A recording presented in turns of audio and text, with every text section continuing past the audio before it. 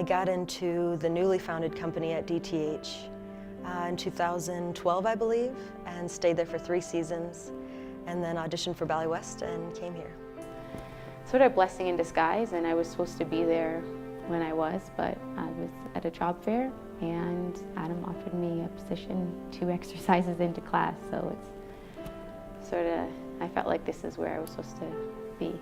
Being at Ballet West, it's really cool to have Josh and Kat and Gabby and Kyle, and like getting to see them in class, because most places you go, you don't get to see people who look like you, and you know, other dancers don't really feel that, where they look around the room and see no one, like they're the only one or something. So it's really cool to know that I have like that support system. Arthur Mitchell also in particular, he founded the Dance Theater of Harlem and really created a legacy by being the first African-American male to dance at New York City Ballet, and started a school and gave scholarships to almost all of the dancers of color that were there. Carlos Acosta is one of the people that I looked up to. He's a beautiful body, beautiful technique, and it's just like you want to imitate that. Being here in Salt Lake City, mostly people are pretty nice in general, but then every once in a while you'll like be on the street and like people will kind of stare at you like you're an alien almost. The occasional like comments about my hair, you know, on the street and stuff still happen, but it was also the first place that I saw like a Black Lives Matter protest happen up close. So I think it's wonderful that they're really taking an initiative, even though they don't have a lot of people of color here in the city.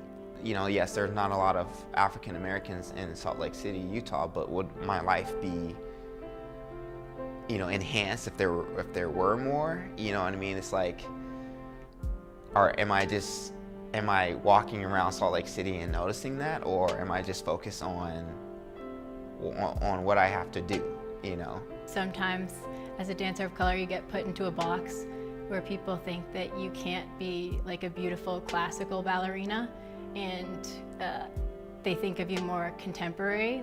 Yes, there's been times throughout my career that I have been probably not given opportunities due to my skin, but I am a soloist now here at Ballet West, and I have worked very hard to get here, so hard work and not allowing anything to get in your way if you really want something. To be honest, I don't think that any of the challenges that I've gone through are because I'm African American. I think that the challenges that I've been going through are the challenges that every dancer goes through. Body image, diet. But as a black dancer, I don't think, or I like to think that I've gotten where I am based off talent and not based off of color, or like, I don't think I've been held back necessarily because of it either.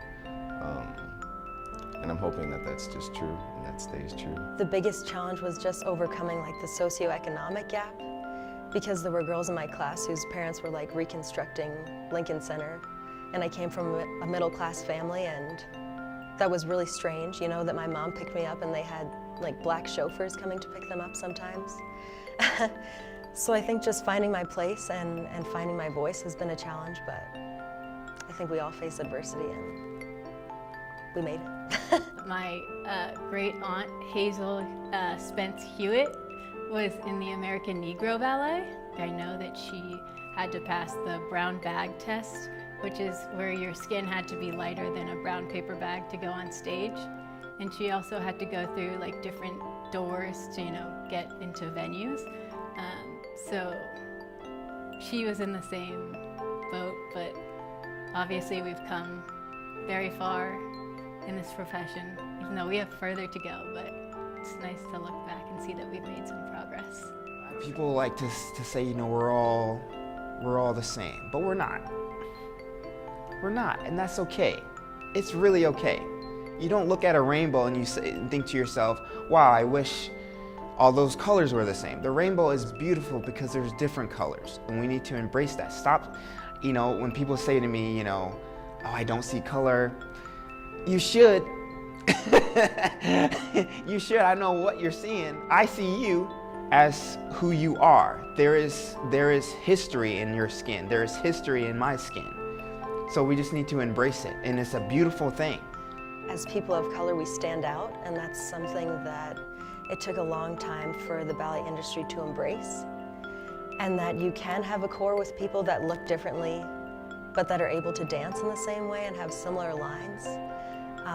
I also think that reflects on the stigma of like the black body, and that people think that all African Americans are super curvy or have flat feet and can't perform at a high level. But I think, especially here at Ballet West and in other companies, we're continuing to prove that wrong.